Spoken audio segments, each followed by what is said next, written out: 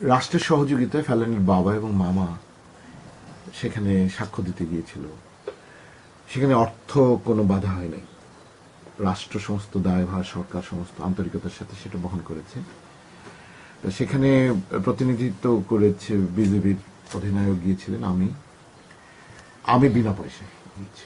আমি এই মামলায় এ পর্যন্ত যত সহযোগিতা করা হয়েছে এক কপর্দক্ষ রাষ্ট্রের কাছে নেইনি।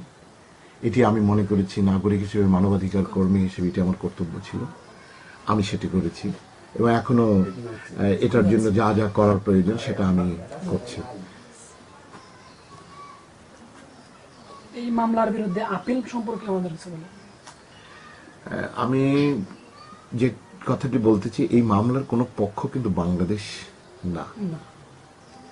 বাংলাদেশের নাগরিক হত্যাকাণ্ডের শিকার হয়েছে। এই ক্ষেত্রে ফেলানী বাবা বাংলাদেশের নাগরিক, যদিও ফেলানীর জন্ম ভারতে।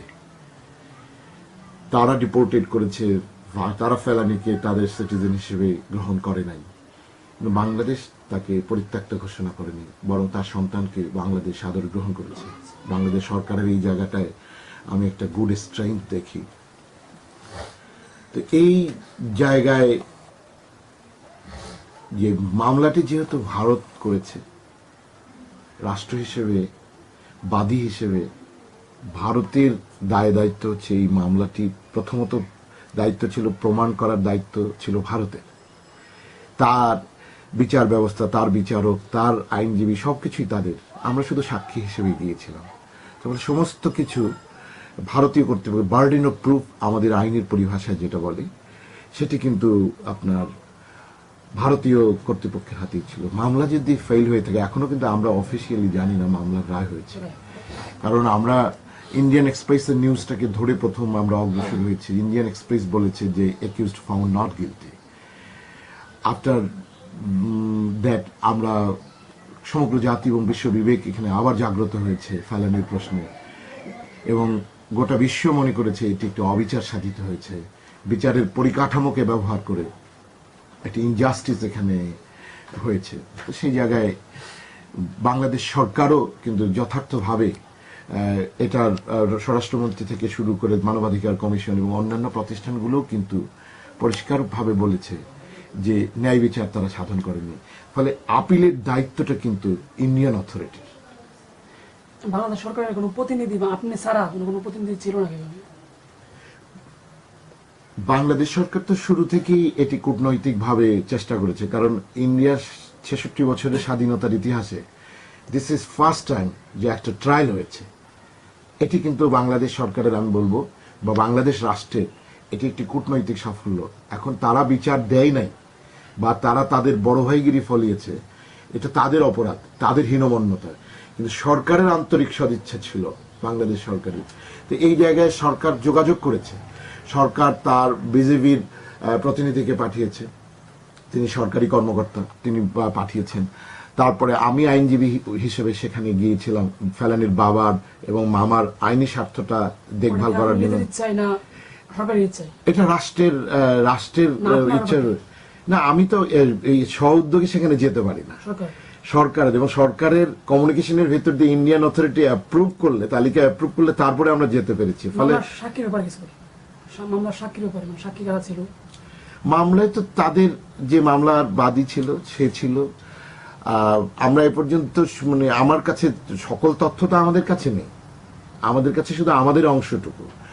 কিন্তু আমরা যেটা জ্ঞাত হয়েছে সেটা হচ্ছে যে এই মামলাটিতে 16 জন সাক্ষ্য তারা গ্রহণ করেছে, ইনক্লুডিং সিভিল সার্জন যিনি পোস্টমর্টেমের রিপোর্ট দিয়েছেন কোচবিহারের, এবং ফেলানীর বাবা মা বাংলাদেশের পক্ষ থেকে মোট 16 জন সাক্ষী সাক্ষ্য দিয়েছেন।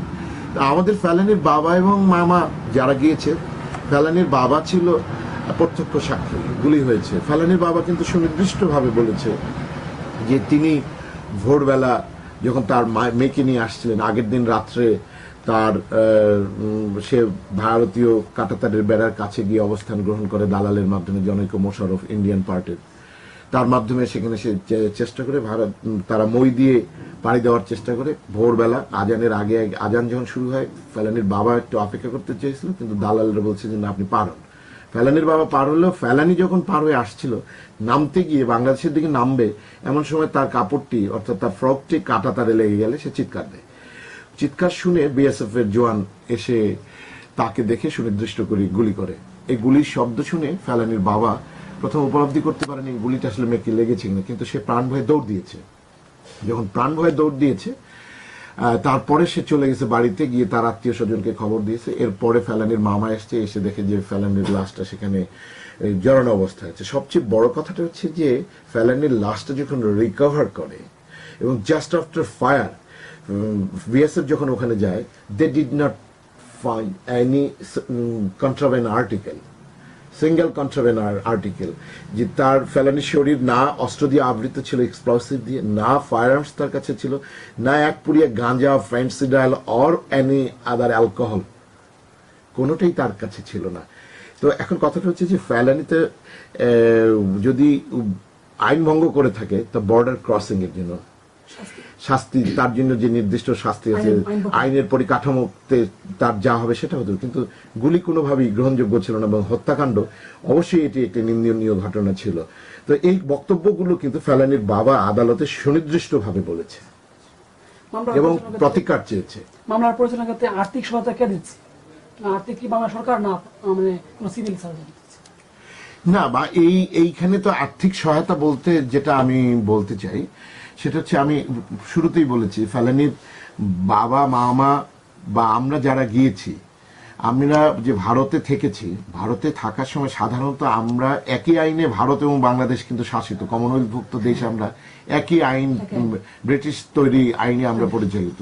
যখন সাক্ষী আহ্বান করা হয় কোনো আদালতের, সেই রাষ্ট্রের এবং সেই আদালতের কিন্তু একটা কর্তব্য থাকে যে সাক্ষীর ম্যানেজমেন্টের জন্য তার যাওয়া আসার, খাওয়া বা থাকার এই যে লজিং, ফুডিং, কনভিনিয়েন্স, এগুলো ব্যয় কিন্তু সংশ্লিষ্ট আদালত বা সংশ্লিষ্ট সেই পক্ষ বহন করে। কিন্তু লক্ষণীয়, আমরা কিন্তু ভারতের দিক থেকে এটা দেখিনি। আমরা যারা গিয়েছি আমরা নিজেরা পে করে চলে এসেছি ওখানে। ফেলানির বাবা মার অংশটা রাষ্ট্র দিয়েছে, আমরা আমাদের অংশটা সেখানে দিয়েছি। তো ফলে এখানে যা দেওয়ার সেটা কিন্তু যদি দিয়ে থাকে রাষ্ট্র, বাংলাদেশ রাষ্ট্র হিসেবে সেটি বহন করেছে, সরকার সেটি সদিচ্ছার সাথে বহন করেছে, ভারত কিন্তু করে